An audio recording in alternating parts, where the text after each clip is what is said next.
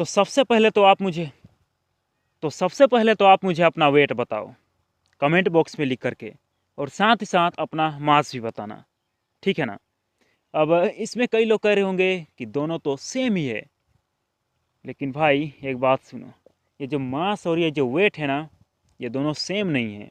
अब देखो, आप जो अपना वेट तौलते हो ना, चाहे किसी भी वेटिंग मशीन पर हो गया, तो उस पर आप अपना मास नहीं तौल रहे होते हो, आप मास और ग्रेविटी का प्रोडक्ट तौलते हो, बस यही तो है। यानी कि वेट क्या होता है? वेट और कुछ नहीं होता बल्कि मास और ग्रेविटी का प्रोडक्ट होता है। वेट और कुछ नहीं, F इक्वल्स ma होता है, या फिर W इक्वल्स mg। यानी कि वेट और कुछ नहीं होता बल्कि वो फोर्स को मेजर करता है। जैसे आप कोई भी वेटिंग मशीन में यदि जाके खड़ा होते हो, अपना वेट करते हो, तो आप अपने मास का और वो ग्रेविटी जो एक्सेलरेशन है, जैसे पृथ्वी का है 9.81 मीटर पर सेकेंड स्क्वायर, तो उसका और मास का दोनों के बीच का प्रोडक्ट के दोनों का प्रोडक्ट आप तोलते हो। वो और कुछ नहीं, वो बस फोर्स है। F equals ma। यानी कि जब भी आप अपना वेट तोलते हो तो और कुछ नहीं होता बल्कि फोर्स होता है, फोर्स का मेजरमेंट होता है। लेकिन यहाँ पर बात होता है मास का। अब जब भी आप किसी से यदि आप बोलते हो कि भाई इसको वेट करो, तो आप वहाँ पर हमेशा ये बोलना कि ये वेट और कुछ नहीं बल्कि ये मास बल्कि ये फोर्स है, जो पृथ्वी उस मास को खींचने समय लगाता है। अब देखो, ये जो ग्रेविटेशनल एक्सेलरेशन है ना, वो हर एक वेट के लिए, हर एक मास के लिए, जैसे मेरे लिए, इस फ़ोन के लिए, इस माइक के लिए, सब के लिए एकदम सेम है, 9.8 मीटर पर सेकेंड स्क्वायर। लेकिन इस पर जो फोर्स लगता है, जो ग्रेविटेशनल फोर्स लगता है, वो सभी ऑब्जेक्ट के लिए अलग अलग है। जैसे कि अभी मैंने बोला कि वेट क्या है, मास और ग्रेविटी का प्रोडक्ट, तो इस माइक के लिए वो mg अलग होगा, मेरे लिए mg अलग होगा जो कि वेट है, और इस फ़ोन के लिए mg अलग होगा। उस सूरज के लिए, सूरज पर तो फोर्स लग रहा है लेकिन सूरज पृथ्वी को खींच रहा है, लेकिन हर एक के लिए वेट अलग अलग है इस पृथ्वी पर, और कुछ नहीं। और वेट और मास में दो अंतर ये होते हैं। देखो, वेट क्या होता है? वेट मास और ग्रेविटी का बाई प्रोडक्ट होता है। अब ये वेट वेट बोल के मैं वीडियो को बहुत लंबा कर दे रहा हूँ, इस पर टीआरपी मेरा गिर जाएगा तो ये तो बस बकबक के लिए है। और मास क्या होता है? मास और कुछ नहीं बल्कि उस स्पेसिफिक मैटर में कितना ज़्यादा पदार्थ भरा पड़ा है, मास यही है, कितना ज़्यादा मैटर भरा पड़ा है। जैसे मेरा मास हर एक प्लेनेट पे अलग अलग होगा, और जो वेट होता है वो हर एक प्लेनेट में अलग अलग होगा, क्योंकि हर एक प्लेनेट का ग्रेविटी अलग अलग होता है।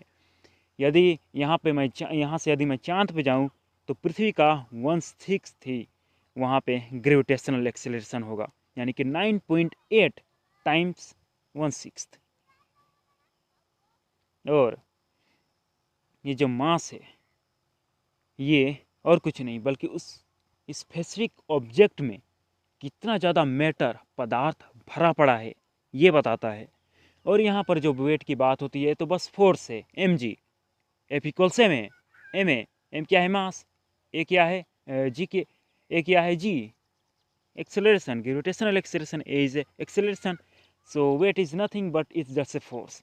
जैसे कि मैं यदि बात करता हूँ मेरा वेट कितना है? 50, और मान लेते हैं जी इक्वल्स 10, तो मेरा वेट कितना होगा? 500 न्यूटन्स।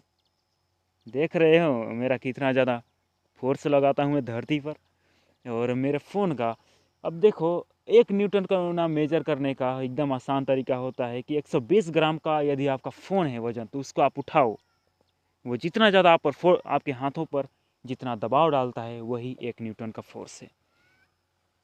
अब ग्रेविटी ना हर एक प्लेनेट के लिए अलग अलग होती है। उसका जो ग्रेविटेशनल एक्सेलरेशन होता है, जैसे चाँद के लिए मैंने बोला कि 1/6 पृथ्वी का, वैसे ही मंगल का 40% के आसपास से सही, या फिर 30% के, पता नहीं कितना है, लेकिन उसका पृथ्वी से कम ही है। और वैसे ही वीनस का भी है, मर्क्यूरी का भी है, जुपिटर का भी अलग है, यूरेनस, नेपच्यून, प्लूटो, सन, अल्फा सेंटोरी, ब्लैक होल, सब का ग्रेविटेशनल एक्सेलरेशन अलग अलग होता है, बिकॉज ऑफ देयर ग्रेविटी। यानी कि जितना ज़्यादा ग्रेविटी होगा उतना ही ज़्यादा ग्रेविटेशनल एक्सेलरेशन होगा।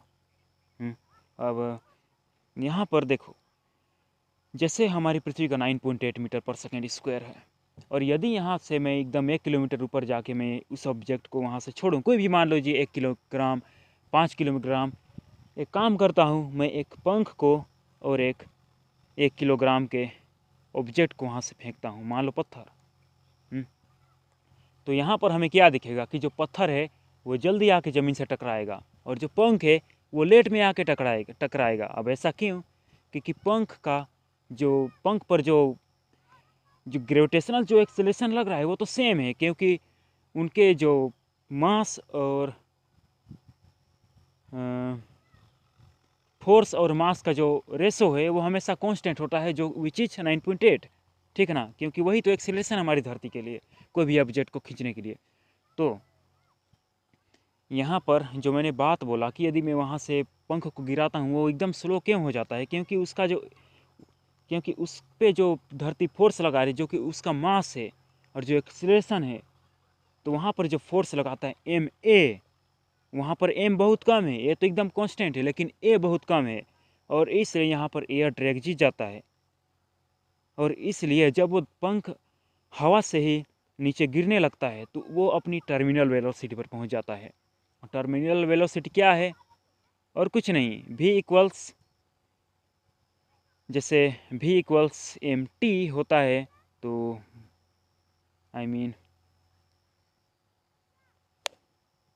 नहीं, ए टी।